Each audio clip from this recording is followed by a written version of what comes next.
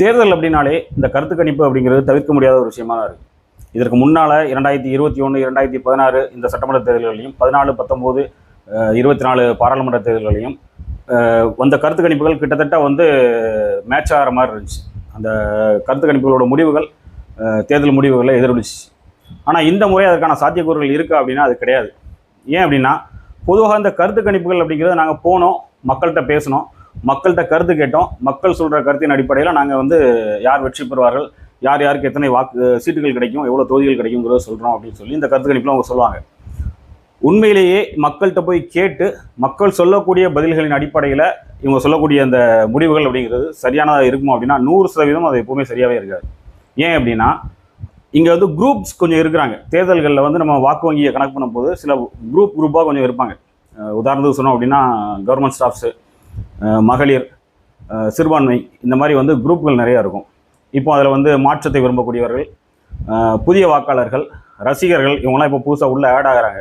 அப்படிங்கும்போது இவங்க போய் ரோட்டில் போகிற நபர்கள்ட்ட வந்து எடுக்கக்கூடிய கருத்து கணிப்பு அப்படிங்கிறது அந்த எல்லா குரூப்பையும் கவர் பண்ணி வருமா அப்படிங்கிறது பார்த்தோம் அப்படின்னா அப்படி இருக்காது. இப்போது ரிசர்ச்சில் பொதுவாக வந்து அந்த சாம்பிளிங் மெத்தட்னு ஒன்று அப்ளை பண்ணுவாங்க. எப்படி சாம்பிளை வந்து செலக்ட் பண்ணி என்ன மாதிரியான மெத்தடை வந்து யூஸ் பண்ண போகிறோம் அதில் அப்படிங்கிறத சில வரைமுறைகள் உண்டு. இந்த வரைமுறைகள் எதுவுமே இதுக்கு முந்தைய கருத்து கணிப்புகளையோ இப்போ வெளியாகக்கூடிய கருத்து கணிப்புகளையோ கிடையாது. அப்படிங்கும்போது இந்த அடிப்படையில் வரக்கூடிய கருத்து கணிப்புகள் அப்படிங்கிறது எப்போவுமே ஒரு நம்பகத்தன்மையோடு இருக்காது, மேட்சும் ஆகாது. ஆனால் அப்படி இருந்தும் இதுக்கு முன்னால் வந்த கருத்து கணிப்புகள்லாம் எப்படி ஓரளவு சரியாக வந்துச்சு அப்படின்னு நம்ம பார்த்தோம் அப்படின்னா எப்போவுமே இந்த மக்கள் சொல்லக்கூடிய விஷயங்கள்லாம் தாண்டி இந்த கருத்து கணிப்பு முடிவுகளை வெளியிடக்கூடிய நிறுவனங்கள், அமைப்புகள், கட்சிகள், மீடியாக்கள், இவங்களுக்கெல்லாம் வந்து சில வேற ஒரு ஸ்கேலிங் வச்சுருப்பாங்க. கடந்த 5 ஆண்டுகளில் ஆண்ட கட்சி என்னென்னலாம் பண்ணிச்சு, அதற்கு முந்தைய 5 ஆண்டுகளில் ஆண்ட கட்சிகள் என்னென்னலாம் பண்ணியிருக்கு, அது மக்கள்கிட்ட எந்த தாக்கத்தை ஏற்படுத்தியிருக்கு, இந்த 5 ஆண்டுகளில் ஆண்ட கட்சியோட செயல்பாடுகள் மக்கள்கிட்ட எந்த தாக்கத்தை ஏற்படுத்தியிருக்கு, புதிதாக வந்திருக்கக்கூடிய நபர்கள் என்ன மாதிரியான முன்வரைவுகளை முன்வைக்கிறாங்க, இந்த அடிப்படையில் மட்டும்தான் அந்த ப்ரெடிக்ஷன்ஸ் அப்படிங்கிறது இருக்கும். அதுக்கு முன்னாலெலாம் போய் நம்ம ப்ரெடிக்ட் பண்ண முடியாது. 10 ஆண்டுகளுக்கு முன்னால் போய் அப்போ உள்ள கட்சிகள்லாம் என்ன பண்ணுச்சு அப்படிங்கிறதெல்லாம் மக்கள் மனசில் முழுமையாக மறந்து போயிருக்கும். அதனால் இந்த கடந்த 5 ஆண்டுகள் அதுக்கு முந்தைய 5 ஆண்டுகளை வச்சு தான் ஓரளவு வந்து ப்ரெடிக்ஷனில் கொண்டு வருவாங்க. இந்த தேர்தலை பொறுத்த வரைக்கும் அந்த ப்ரெடிக்ஷனை கூட நம்ம முன்வைக்க முடியாத சூழலில் இருக்குது. ஏன் அப்படின்னா இந்த கடந்த 5 ஆண்டுகளுடைய ஆட்சியில் நிறைய அவலங்கள் இருக்குது, சட்ட விதிமீறல்கள் இருக்குது, சட்டம் ஒழுங்கு சீர்குலைவு இருக்குது, பொருளாதார சிக்கல்கள் நிறையா இருக்குது. இந்த எல்லா மாநகரங்கள்லேயும் நடைமுறைப்படுத்தப்பட்ட அறிவிக்கப்பட்ட இந்த பாதாள சாக்கடை திட்டங்கள் அப்படியே போடப்பட்டு எல்லா பக்கமும் குண்டும் குழியுமாக இருக்குது. நகரங்கள் முழுக்க, மாநகரங்கள் முழுக்க வந்து குண்டு குழியுமாக மக்கள் ரொம்ப சித்திரவதைகள் அனுபவிக்கக்கூடிய சூழலில் இருக்குது. அப்போ இந்த மாதிரி பல விஷயங்கள் இந்த ஆளும் அரசுக்கு, ஆண்ட அரசுக்கு, 5 வருடங்கள் ஆண்ட அரசுக்கு ஒரு அதிர்வலையை ஏற்படுத்தியிருக்கு, ஒரு அதிருப்தியை மக்கள்கிட்ட ஏற்படுத்தியிருக்கு. இப்போ அதுக்கு முன்னாடி நம்ம போனோம் அப்படின்னாலுமே அந்த 5 ஆண்டுகள் ஆட்சியெல்லாம் யாருமே கற்பனை பண்ணி பார்க்க முடியாத ஒரு சூழலில் இருக்குது.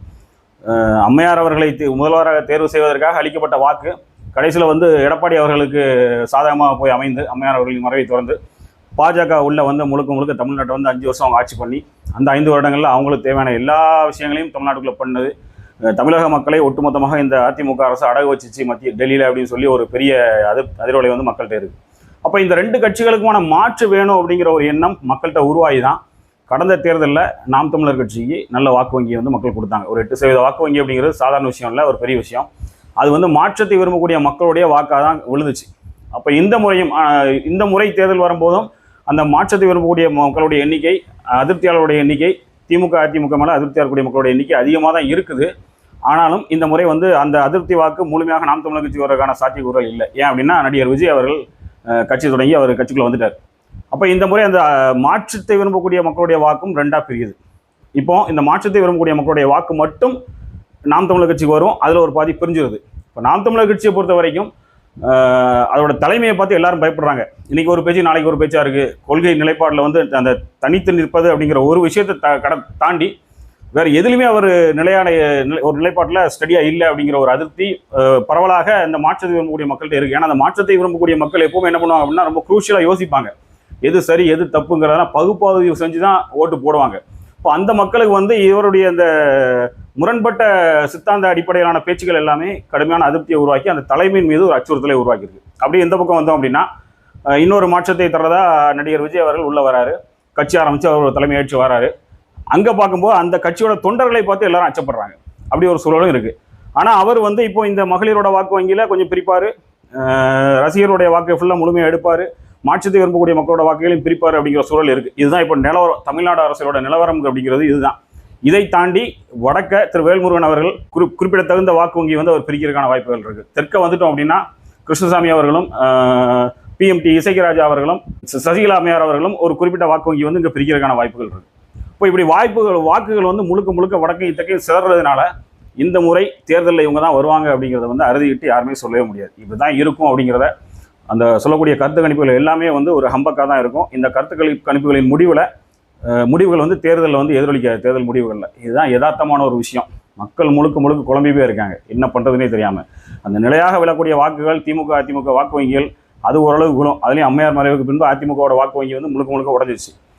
அப்போ இந்த வாக்கு வங்கிகளை தாண்டி மாற்றத்தை விரும்பக்கூடிய பெரும்பான்மை மக்களுடைய வாக்குகள் இந்த தடவை நிறைய சிதறி போகிறதுனால கருத்து கணிப்பு முடிவுகளை நம்ம வந்து சொல்லவே முடியாது.